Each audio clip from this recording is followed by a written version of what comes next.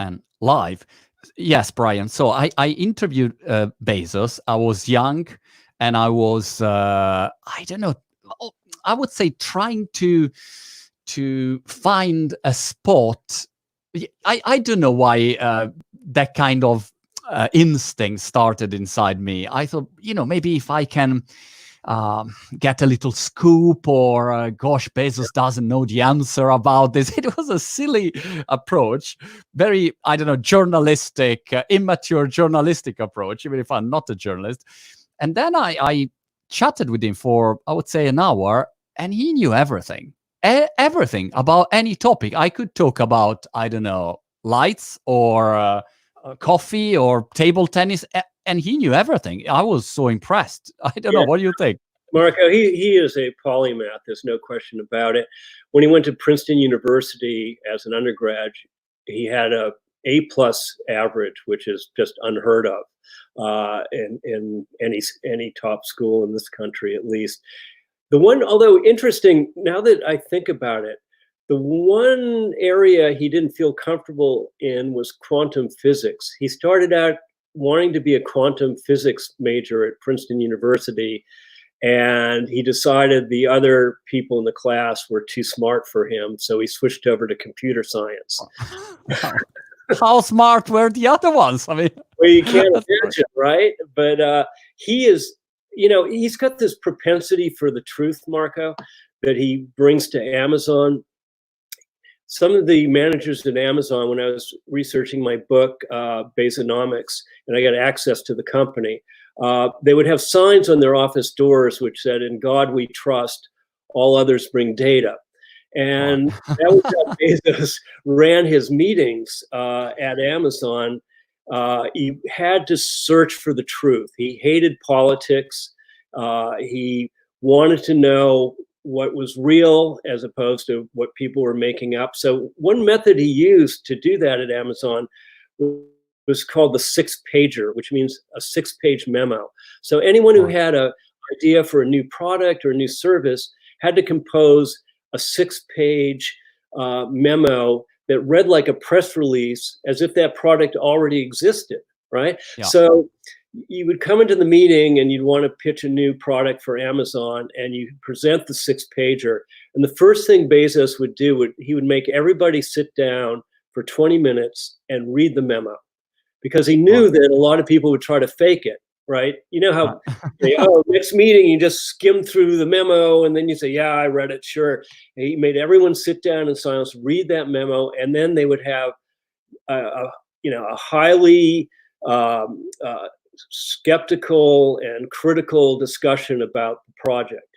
And the great thing about that is, by the time the product would come to light, it pretty much would fit the description in the memo, right? So it was a way of focusing them on what was important in terms of creating a successful product. And very few CEOs or entrepreneurs can really pull that off.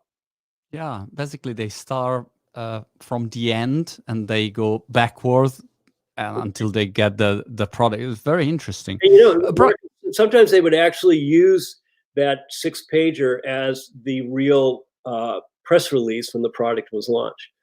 Yeah. Well, Brian, can you move 1 centimeter to your left? Because I don't know why the shot, you are a little bit on your right side. Just, fantastic there. Another thing that I was really impressed with when I met Bezos was that they just, so they were launching Amazon in Italy. Mm-hmm. And they just came out with the Kindle.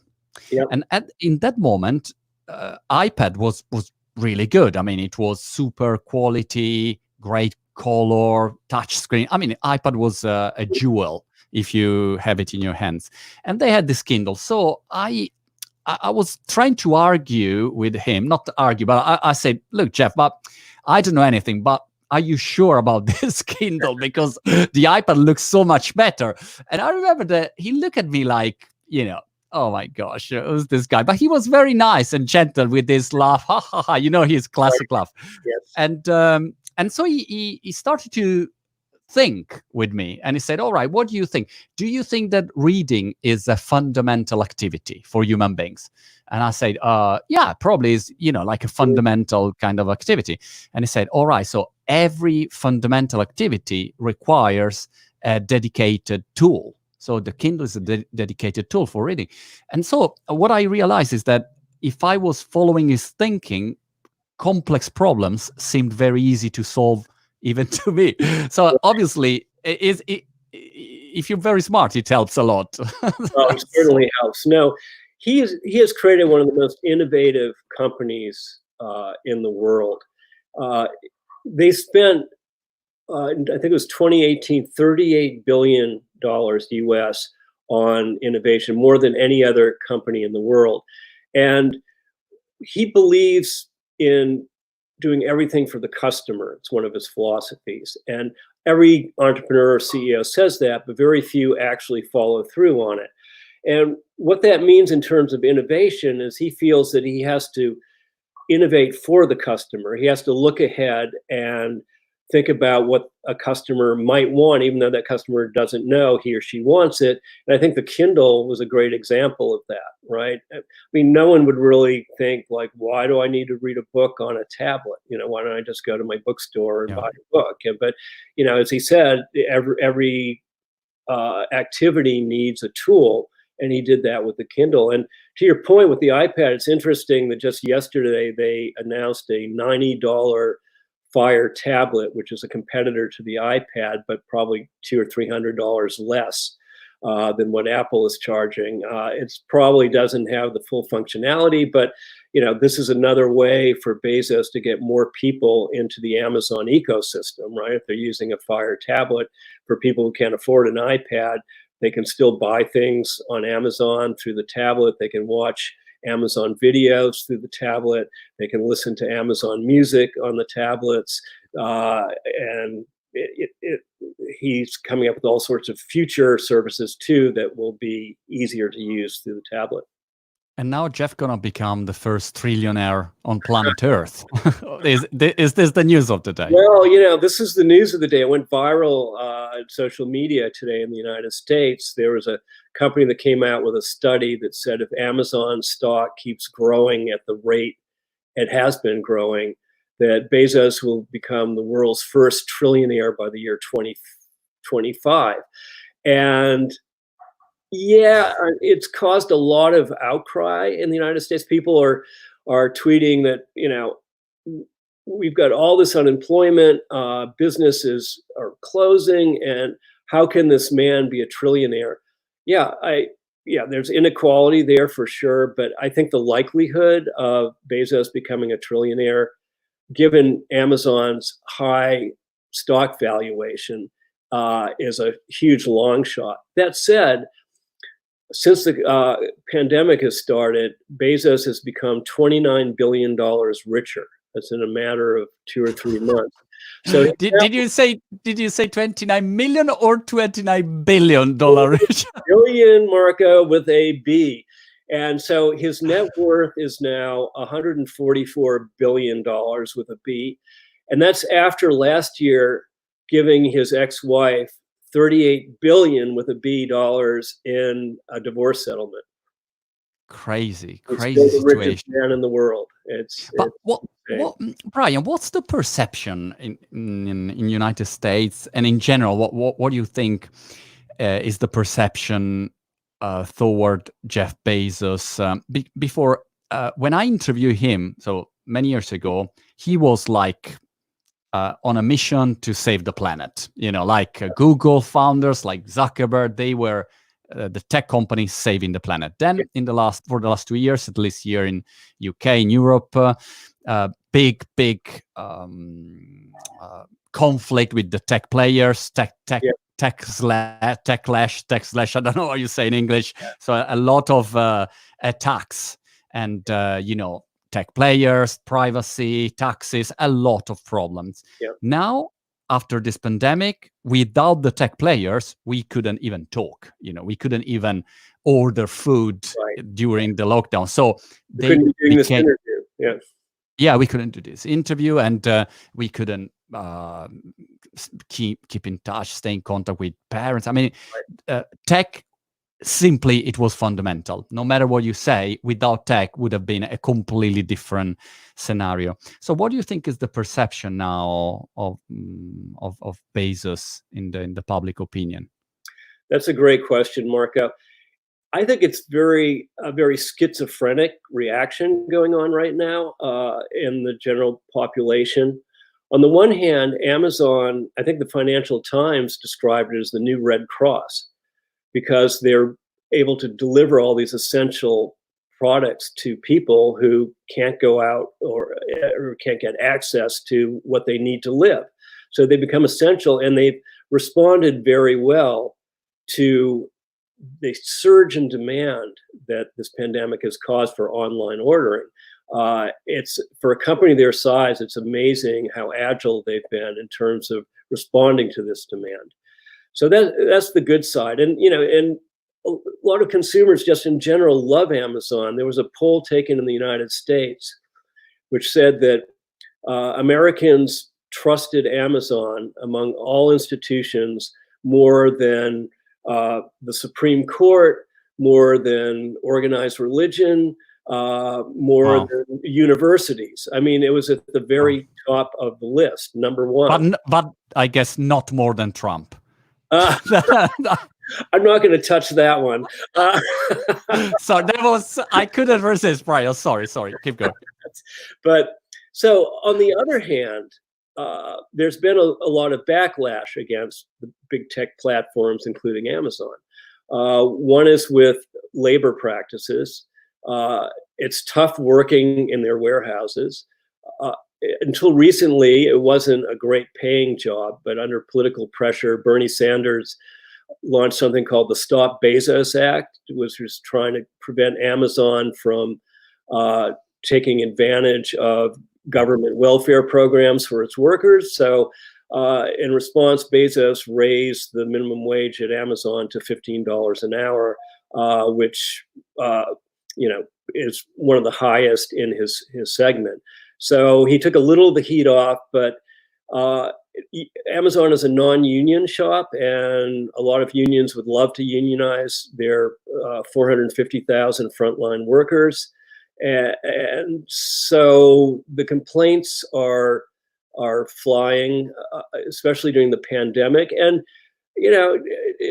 credit to the unions, Amazon was a bit slow responding. I mean, it's hard to point out to anyone who was ahead of this thing, but given Amazon's resources and their smartness, you would think maybe they could have instituted safety programs in their warehouses more quickly. Now, there will be a political backlash when things settle down, I think, against all the big tech companies. But on the other hand, I mean, ironically, I think they're going to come out of this pandemic stronger than ever. Yeah. I mean, if you look at, Amazon's ramped up its capabilities. Their sales were up 25% in the last quarter. They've said they've ramped up for that. And think about this. Here's an interesting notion. Amazon in this quarter is going to spend $4 billion trying to make their warehouses safer and their delivery vans safer for their employees. And that's going to include, buying them more masks and other protective gear. They're instituting a testing program for all their employees.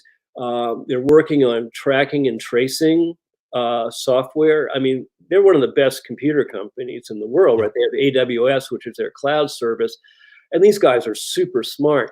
So imagine either if this pandemic has a second outbreak, God forbid, like later in the year or early next year, or if there's another pandemic, Amazon potentially, they haven't said this, but you could imagine it, right? They potentially have a pandemic-related business. They could sell masks and other protective gear. They'd have that supply line built out. They could run testing in the country or around the world, right? They could be the ones providing testing, and they could help track and trace COVID victims to keep outbreaks limited. So that could be an entirely new business for them, and they could come out of this thing stronger than ever. And and to your point, you brought up President Trump, but I think I'd rather have Jeff Bezos running our nation's testing system than the current occupant of the White House. Also, they have a competitive advantage. I mean, how many companies in the world spend $4 billion for their COVID and safety operations? Raise your hand. I mean, not so many. Maybe So Walmart could be the only one to even come close. And Walmart's a great company, and they're actually still bigger than Amazon in terms of retail. But they were behind the ball on technology. I mean, the brilliant thing about Amazon is when Bezos started it in the mid-90s, he started a tech company that just happened to sell books, right? And and once he got that down, he was able to expand into also some other products. And you're seeing that today. I mean, there are over 600 million different products on Amazon.com right now that you could buy as a consumer, which is just mind-boggling. And a company like Walmart, their history was one of pure retail, brick and mortar retail, and they're trying to transform that more and more into an online retailer. And that's very difficult to do. It's like, turning the Queen Mary around, and it's a big ship, and it takes a lot of maneuvering. I was thinking, Brian, that conspiracy theorists, if that happen and an next pandemic happen, they will be 100% sure that Jeff Bezos planned the virus, like now they are against Bill Gates, but they'll be against Jeff Bezos. And probably, Brian, you'll be involved in the theory because you came out with the book exactly in this moment. So they thought you knew it, So it's great. I know Bezos is smart, but he's not that smart. And I don't think he's evil either. So. Yeah, your book came out in the perfect moment. I mean, it's one of the best timing ever for a book. When did you start your research and your work? For 2 years, Marco, and it was just a coincidence. Yes, in terms of publicity, it's a fabulous time to be coming out with Bezonomics, my book. On the other hand, all the bookstores are closed. The large chains and the independent bookstores, they're all closed. And ironically, the only way I can basically sell my book in volume is on Amazon. Now, I do have an author. You see, that's the theory that is complete. Right. And although on my author's website, Bezonomics.com, there are different ways to buy the book. And I have a link there to independent booksellers, the small booksellers, where you can order the book there. So if any of you are so happen to want to order the book, I would encourage you to try to order from a small bookstore, because these great people really need help right now. That's a good point. I'll put the subtitle now with the title of your book in a second. But there is a question from YouTube. Valerio is asking, are we supposed to be scared a little bit in the future with such a big company like Amazon? I mean, for privacy and very sensitive data. This is a big debate out there. What could be done? Someone say, well, the government should simply split the company, or I don't know, do what they did with Amazon. What's your take on that? Yeah, that's a great question. Thank you for it. Privacy is a huge issue, and it's not just Amazon. It's with Google and Facebook and the other big Alibaba, the other big tech platforms. I mean, so far, Amazon has been fairly good about protecting privacy for its customers, because it only recently became an advertiser or on its own site. And what that meant is, like Apple, it kept its customer data internal for the most part and tried to protect it. And that was part of the trust between their consumers and the company. Now, as they get into the advertising business more and more on their site, and as artificial intelligence starts to creep more into our homes, I mean, Amazon sells home security systems. Alexa is probably listening to us at times. I mean, there have been mistakes in the past where Amazon's Alexa was not supposed to be listening to us, but she was. They were picking up conversations. So something's going to have to be done. I don't think the solution is breaking up Amazon, but there's a brilliant computer scientist out of Columbia University, Jared Lanier, and he had this great idea where we should all own our own personal data, right? We should all have control over it, where we could decide what we'd want to sell to Amazon or to Google or Facebook and what we wouldn't want to sell. And he estimated that if we had a system like that set up, each of us would make roughly $20,000 a year from the big tech companies who want access to our data. That's how valuable it is to them. And I think if we had more control over it, I know that Europe is moving in this direction, California is moving in this direction. I really think that's the answer. I mean, breaking up Amazon, I mean, what people don't realize is as big and powerful as Amazon is, I mean, what would you guess the percentage of the global retail market that they controlled? It's 1%, right? So only 1%, right? Because most of it's still brick and mortar stores, right? And online ordering is a small percentage of all retail. So when you talk about that, I don't think it would solve anything in terms of the privacy issue. But if we could get more control over our personal data and monetize it, I mean, that would be a great solution to some of the predictions of unemployment that the big tech is going to cause through automation. And I mean, McKinsey estimates that by 2030, in the worst case scenario, we could lose 30% of our jobs globally through automation. But if we could all be making, 20 grand a year selling our data to Amazon and to Facebook and to Google and to Twitter and others, that would go a long way to providing a sort of universal basic income to help manage this transition. Yeah, UBI. A lot of talking about UBI. By the way, Jaron Lanier, I remember Jaron Lanier, I think, I don't know, before in the 90s, he was coming out with this virtual reality first ideas. Is the guy with dreadlocks, right? Right, exactly. Yeah, he's brilliant. And he's always musician also. Yeah, he's way ahead of his time. And it might take years, if ever, for this idea of owning your own data to become a reality. But Jared was there first. He's amazing. What was your relationship with Amazon while you were writing the book? Because obviously you wanted to write a book that was like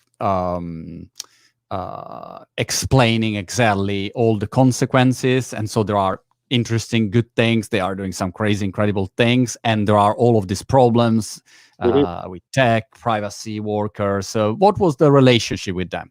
Yeah, well, in many ways, I was very lucky because historically, Amazon has been a very secretive company.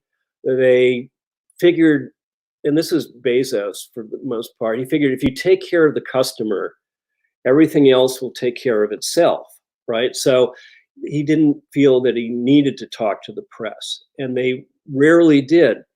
Now, as they grew larger and more influential in the economy, that changed. They came under political attack, especially under the current administration. As you know, Bezos owns personally the Washington Post, which does a lot of critical coverage of President Trump. And he felt that the company needed to step out more. Consequently, he started building up a PR team. Just about the time I approached them saying I wanted to write a book, and they granted me access. And so I've interviewed at least a dozen of their top executives, spent time at their headquarters out in Seattle. And so I got some insight there that no one else really had. And so I think I was, as I said in the beginning, very lucky to have that kind of access. I was thinking the other day that Amazon opening up more to the world is somewhat parallel to how Bezos has sort of come out into the world more personally. 10 or 20 years ago, he was a Trekkie. He dressed like a typical computer geek. Now he's out. He's got a new fiance who's a television or was a television media star. He's bought a mansion in LA. He goes to movie awards ceremonies, and instead of dressing like a computer geek, he's dressing more like The Rock. I don't know if you've seen the pictures. He's in the vest, and he's got the aviator shades on, and he's looking buff, and the whole thing. But he's coming out in the world in a way that Amazon has come out into the world. It's kind of an interesting parallel. I don't know if it's deliberate or not, but I just noticed that parallel. Got it. There are some questions here about the Whole Foods. So what will happen to Whole Foods? And in general, I would say a grocery delivery. I don't know if during your research something interesting, some interesting data came out. Yeah, no, absolutely. Well, Amazon has not been able to handle all the online demand for groceries. They have two grocery arms. They've got Whole Foods, and they also have Amazon Fresh, where they can deliver groceries to you. What this means, I think, is that Amazon is going to be a bigger player in the grocery field. There's still a small percentage of what Walmart does worldwide in terms of groceries, but I think habits are going to change after this pandemic. I mean, personally, I never ordered groceries online. And since the pandemic, I haven't been into a grocery store. I've had everything delivered online. And you know what? It's better. It's pretty good. It's pretty good. Every once in a while you get some asparagus that's like not as fresh as you might like, but for the most part, these boxes show up at your door and you unpack them. You don't have to drive to the supermarket. You don't have to push a cart around the aisles. You don't have to stand in line at the checkout counter. You don't have to bag those groceries. So I think people's habits will change, and Amazon will be in a good position to meet that new demand for delivered groceries. And also, they also offer a service where you can order at Whole Foods and drive up in your car, and the order will be waiting for you, and someone will just put it in the trunk of your car if you don't want it to get them delivered to your home, or if it's not convenient for you. Especially, when we go back to work, and I hope that's soon. People aren't at home to get a delivery, so it might be more convenient for them to just swing by a Whole Foods and get the groceries put into their trunk. So I think it's going to be a big growth area for Amazon. There. I was also thinking when you said you went to Seattle to interview Amazon's top managers, I have a friend who came back from Seattle, and he was really impressed by this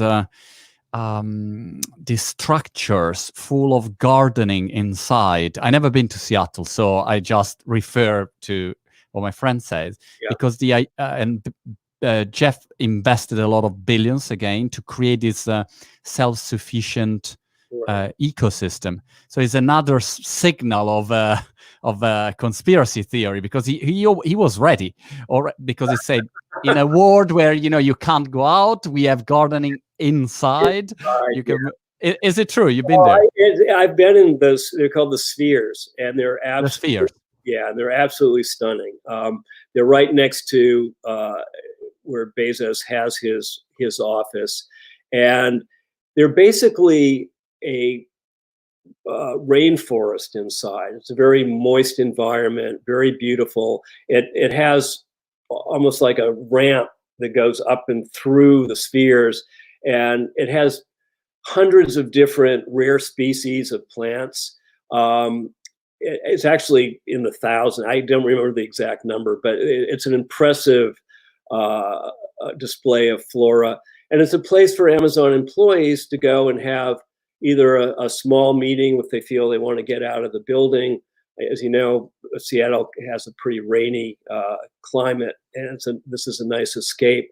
Or if you're an Amazon employee and you just want to have some peace and quiet, you can go there and sit on your laptop and operate. It's really quite stunning. I think to say that Bezos built it so he'd have a place to escape to in a pandemic, I think you're giving him a little too much credit and foresight. It's a big stretch, but I'm sure someone will come with this theory as soon as they know. In this world, Marco, someone will. Well, what do you think, Brian, about all of these conspiracy theories? Every day someone is coming up with a new one. And I mean, sometimes I feel sorry for Bill Gates, who is one of the richest men in the world, that, you know, he has been attacked because some people say, it's Bill Gates' plan, master plan to kill humanity. I mean, I don't know. What do you think? I think the world has gone mad, and anyone can put out any conspiracy. And part of the problem, which was brought to us by big tech, is that you can get an audience for it. Look, I was brought up as a traditional journalist.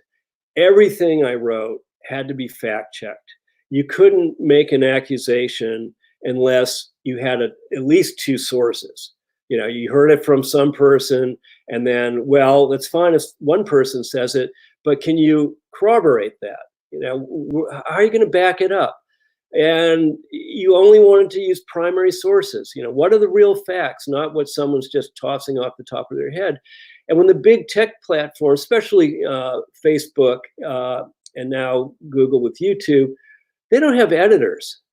I mean, they have some people trying now at a late date to sort out what's totally egregious, but they don't curate. I mean, what an editor is supposed to do is to decide what's worthy of being published, what's accurate, right? And when you're in a world where you can just think something up and say, like, you know, Bill Gates is doing horrible things to the world because of I mean, that's ridiculous. He's thank God he's alive. He knows about pandemics. He knows about medicine. He's invested billions in it, and he could help come up with a solution to this. I mean, you know, cheers to Bill Gates. And for anyone to look, there's always a place for criticism. And if he's doing something wrong, let's have an intelligent conversation about what he's doing wrong. But to just throw out these blanket conspiracy theories is, it drives, frankly, Marco, it drives me crazy. Yeah, me too. I see it every day, unfortunately, and you stop one and immediately something else start again. There is no possibility of stopping it. There are some questions in my chat about Amazon and small business. Okay. So do you see a future where Amazon just the winner takes it all? That's it. Bye. There is only Amazon. Small business disappear, or how small business can compete with Amazon? Is there an alternative out there? I interviewed last week the CEO of Shopify, for instance, and they're building this Shopify fulfillment. Could be maybe an alternative, another option. What's your idea? Yeah, no, that's a wonderful observation. So with small business and Amazon, what has happened is that small businesses have actually come to dominate Amazon.com. I mean, 58% of all business on Amazon.com is not Amazon, the retailer, but it's small business. I mean, and they're growing faster than Amazon. And no one knows exactly how many small businesses are operating on Amazon, and Amazon won't say, but some consulting firms have estimated that it could be 2 to 3 million small businesses around the world that are operating on Amazon. Now, that said, it's an incredibly tough environment to compete on Amazon. And it's not just competing with Amazon. I mean, Amazon has its own house brand items, and there have been instances where they spot a fast-selling item from some small business, and they'll come out with their own version of it, and they'll either put that small business out of business or make that small business really hustle to try to lower their prices and compete with Amazon. But there's also a tremendous amount of competition among small businesses on the site. One of the entrepreneurs I was talking to said he was selling nozzles to garden hoses. I don't know in Europe if nozzle, it's like the spout of the garden hose where you spray, right. at the end, right? Okay. And one day he woke up and a Chinese entrepreneur who was selling HD antennas for their televisions had hijacked his site, changed the photographs, changed the description of the site from garden hoses to HD antennas, but kept this entrepreneur's reviews. He had 600 positive reviews for his garden hose. Oh my goodness. And the Chinese entrepreneur wanted those positive reviews, right? So as a customer, you would go onto the site and you say, I need an HD antenna. And you say, oh, look, this has 600 positive reviews. I'm going to buy this one, right? Never scrolling down to look to see that all those reviews were about garden hoses. But crazy. I asked this entrepreneur, I said, why didn't you complain, to the seller? And he said, I did. And the seller said, come to China and sue me.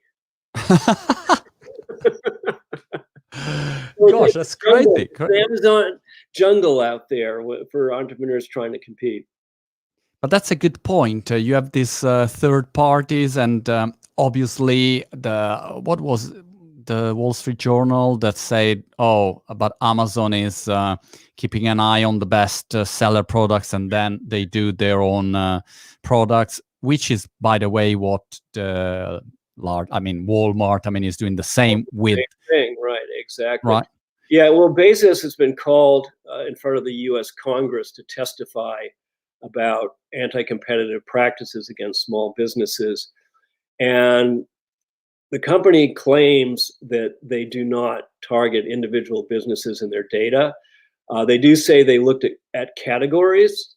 They might say, look at, well, how are beach towels selling as opposed to how are Marco's beach towels selling on Amazon, and come up with a competing product if they think the category is strong. In my reporting, I did come across some entrepreneurs who felt that Amazon had directly targeted them. I couldn't prove it, but there was one entrepreneur in London who was selling these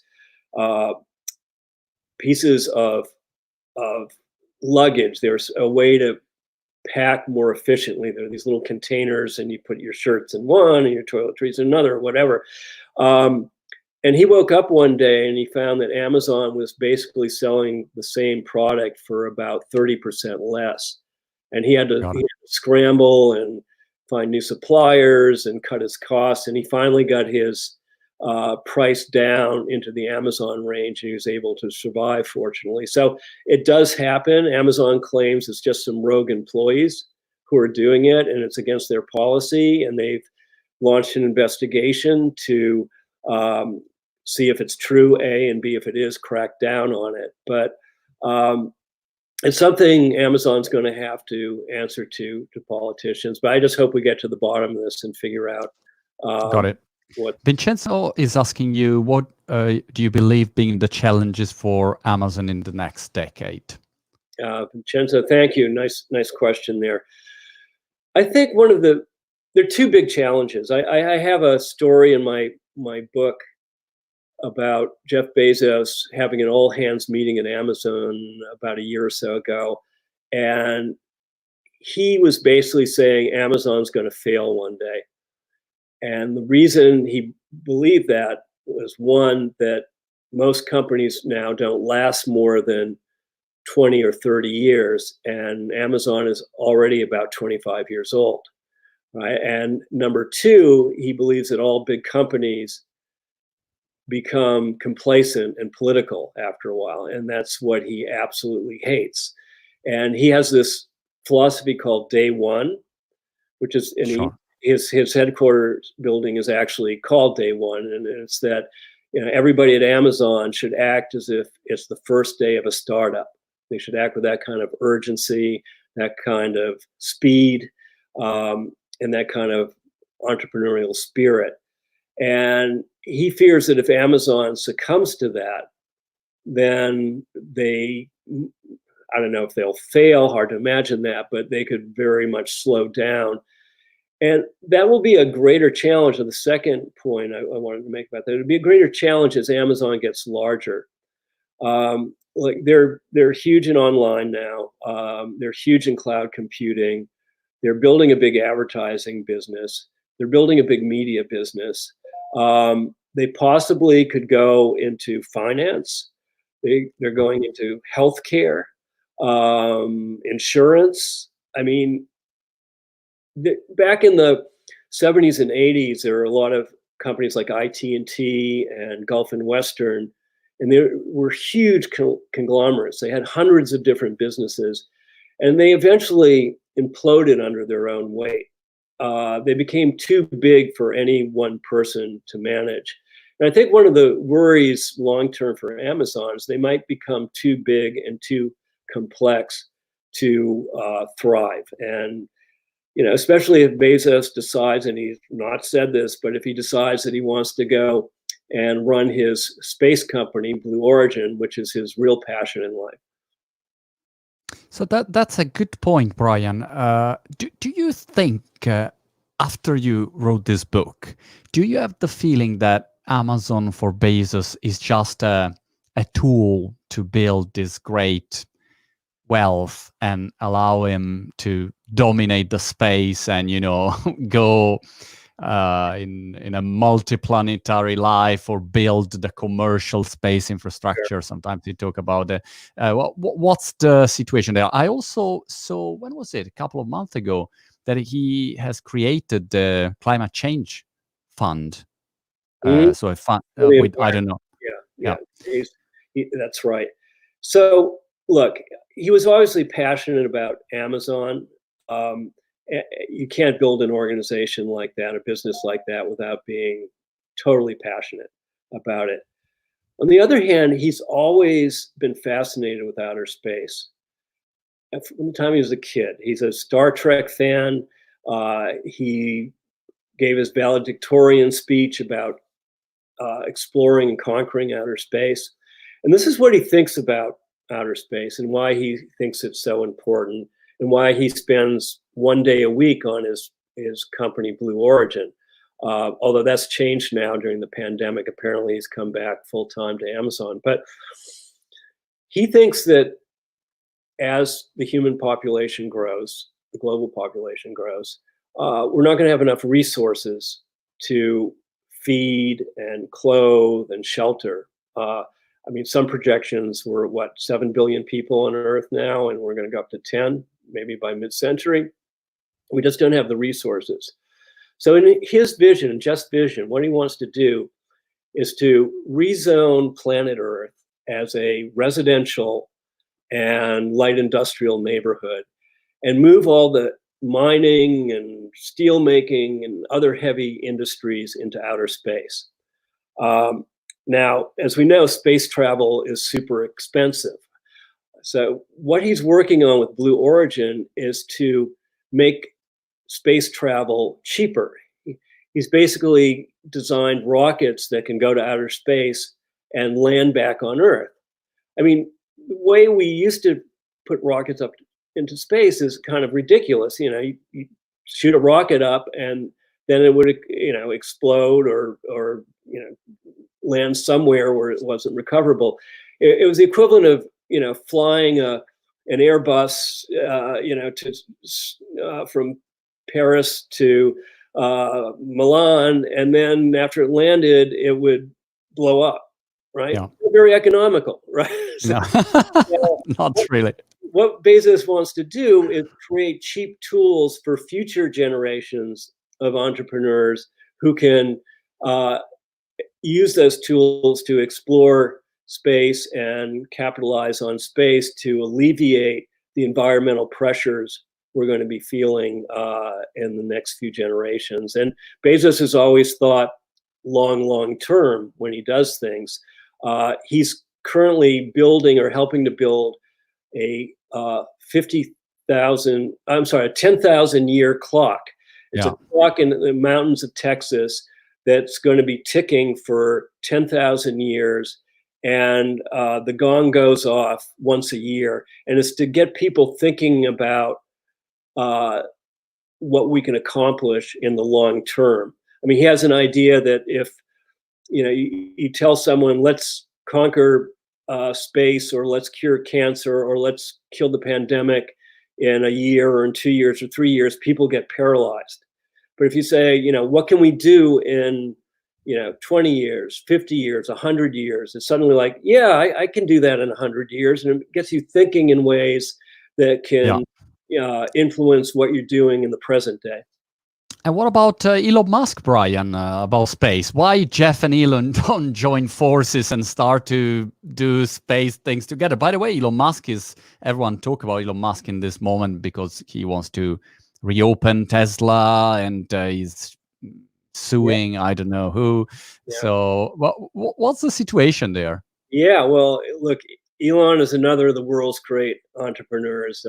He is certainly a genius in his field. And the good news is that the county where his factory is he's in the town of Fremont. They just backed down, and the factory is opening now. That was some of the latest news. In terms of outer space, we're talking about two fairly large egos here. And I can't see them sharing nicely and playing together. I'm sure they have their own ways of approaching outer space, although they are somewhat similar. And so Richard Branson is also in the game as well. But I think they like this as their glittering toy, right? It's something that they believe in. It's a vision they have. It gives them energy to somehow share that with another person who's just as powerful and just as smart. Although in Elon's case, not quite as rich. Elon's only worth $40 billion, so he's a piker, He's a rookie. Yeah, exactly.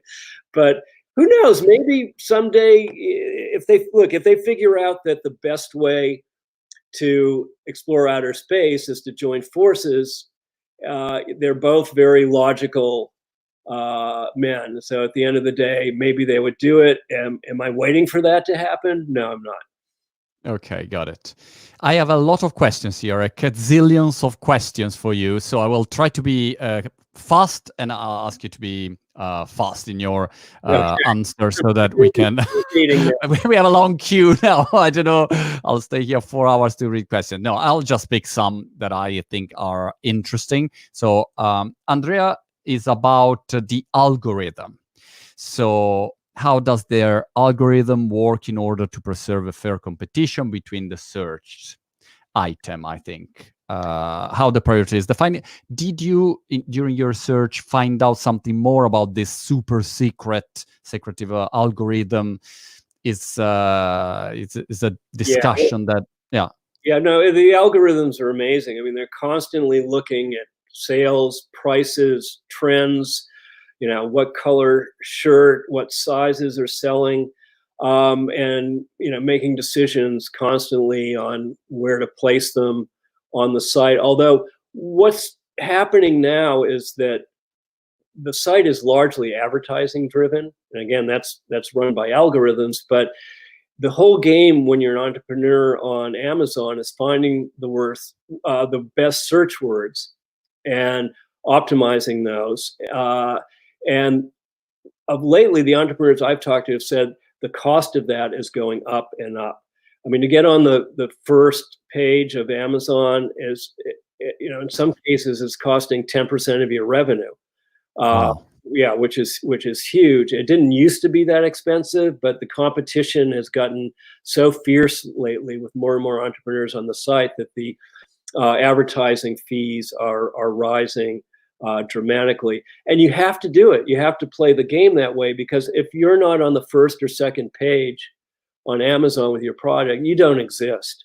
And when's the last time you bought a product on Amazon on page 23, right? I mean, it just doesn't happen. So, yeah, the algorithms are not totally choosing, what's going to be on the top page. I mean, there is Amazon's choice, and in that sense, the algorithms are deciding, and the best sellers, the algorithms are deciding. But in terms of placement for most entrepreneurs, they have to play the advertising game and buy the right search words. So Amazon didn't reveal you any secret hack to their algorithm that you can share with us only for today, and we can hack completely Amazon website. I wouldn't have understood it. It's crazy. It's crazy. I mean, the quantity of engineering talent that is inside this company is unbelievable, in my opinion. Next, Alicera is asking, do you think Amazon will buy some cinemas? Maybe thanks to the COVID. And I would elaborate on that. Do you think Amazon gonna buy companies in the next period? They will have a lot of cash. A lot of companies will be in trouble. In case, who do you think they gonna target? Yeah. Well, historically, what Amazon has done is it's bought companies that are rather small, and they bought them either for their talent or their intellectual property, and then they've grown them organically. Ring is a good example of that. They make the security cameras for homes, and they bought them when they were very small, and now they're growing them into a very large business. Amazon likes to inculcate these businesses with the Amazon way. They made a couple of big acquisitions. I mean, Whole Foods was their biggest. That was, I think, $13 billion in 2017, but that was an outlier for them. I'm not quite sure. I mean, the rumors are that Amazon's talking to the AMC movie chains about an acquisition. The only theory that makes sense there for me is that Amazon's, spending billions and billions each year creating original content, including movies, and they may want to have a way to distribute their movies, and buying movie chains. I mean, doesn't make a whole lot of sense to me, but hey, Jeff Bezos is a lot smarter than I am. So, do you think people like Elon or Jeff would be interested in becoming US president? That's a good one. I saw who is Mark Cuban? Mark Cuban, I saw. Mark Cuban does want to be, I think, possible president. Yeah, no, he's a super smart guy, and he's level-headed, and we could really use some level-headedness these days in the United States administration. I can't see Elon or Jeff wanting to run for president. Why would they need to go through a year and a half of running for president? We have this insane system in the United States where politicians have to be out on the campaign trail first in the primaries and the general election, and it lasts a year and a half. I mean, the Europeans run much more sensible elections, is much shorter time span. And then, these are people who like to run things, right? And that's really not how politics generally work. You have to slowly build a consensus on whatever it is you want to do, and you have to make a lot of compromises. I think being US president would drive both Elon and Jeff crazy. From Twitch, De Gazzosa, interesting nickname. Gazzosa in Italian means is lemonade, by the way. Is that kind of, I don't know, that's the nickname. What's the biggest earning perspective? AWS, so all the infrastructure, or distribution? And by the way, I read a few months ago that the exact number of Amazon locations, Amazon server farms and magazines was not known. So they were very secretive about how many places they have all around the world. I don't know if you No, discovered them. they keep that a secret. And the question on profitability between retail and cloud is it's no contest. I mean, their cloud computing business, AWS, is the most profitable line in their corporation. The margins on retail are very slim, 2, 3, 4% on a good day. It's a tough business, but cloud has great margins. For the first time in 2019, their AWS cloud business hit 10 billion in revenues, and it's the largest in the world. It's quite remarkable. And now they're spinning off all sorts of related businesses. I mean, it's still within the AWS umbrella, but for example, they're doing artificial intelligence consulting. If you run a business and you need AI algorithms, you can go to AWS, and for a fee, they'll help you integrate that into your corporation. I think given that the whole world is moving more and more towards AI, that's going to be a huge profitable business for them going forward. Got it. Brian, a couple of questions more and then I let you go. Alibaba. I've interviewed the European country manager, and obviously they're moving very fast, and they are expanding. They're not staying in China anymore. They try to attack worldwide. During your research and while you were writing your book and talking with Amazon people, did you perceive any Alibaba danger in the air, or they just focus on themselves and they not really scared about right? Alibaba? I mean, they focus on themselves, Marco, but they are aware of Alibaba. It's interesting. Amazon, I believe it was last year, retreated from China. I mean, if you're in China, you can order from Amazon Global and get things delivered, but they no longer have a local retail presence, online retail presence in China. They basically, between Alibaba and Tencent, they just, threw in the towel there. In the U.S., Alibaba doesn't have very much of a presence at all. They do have a small platform. Where that battle is going to play out, I believe, is in India, which is the next big prize for the online retailers. Penetration is still relatively low, and both Alibaba and Amazon have a presence there and are investing there, and Walmart too, for that matter. Walmart's in that market. There's some pushback from the Indian government. They would like some of their homegrown retailers to have a strong position in e-commerce. So there are quite a few regulations that companies like Alibaba and Amazon and Walmart are going to have to jump over to grow there. But I think the next big battle is going to be in India, and it's going to be Alibaba and Amazon. Brian, another behind the scenes, another doct or something that really surprised you during this journey with your book, and while you were in researching and talking with all the people in the Amazon ecosystem, is it something in your head that comes up? Well, I can give you two answers. One a serious one and one a funny one. So, as you understand, we want the funny one, but let's go with the serious too. You got to take your medicine first. So, what surprised me the most about spending time at Amazon is how strong the culture is. Every executive I interviewed there, within a few minutes of the interview, would say, everything we do is for the customer. It's almost as if one of Amazon's scientists had planted a microchip in their brains, which made them say that but I think they really believe it, and they follow through on it. So the depth of the culture, the strength of the culture there was surprising.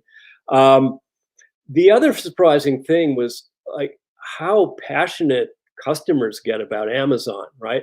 I came across this study among millennials and Gen Zers, people from 18 to 35 years old. And in that study, 77% of them said that they'd rather give up alcohol for a year than give up their Prime accounts. And 44% said they'd rather give up sex for a year than give up their Amazon Prime accounts. This new generations, Brian, I mean, we were not like that. We wouldn't give up our Prime account at all. No. Yeah, I'll take sex and booze anytime. Brian, thank you so much. Thank you so much. Good luck for Bezonomics. I'm sure will be a great success, even if COVID is closing now the bookstores, but they will reopen, and the book is there, and is a great topic. So I wish you really big luck. Good luck. Well, thank you, Brian. Thank you so much, Marco. It's been a pleasure. Thank you so much.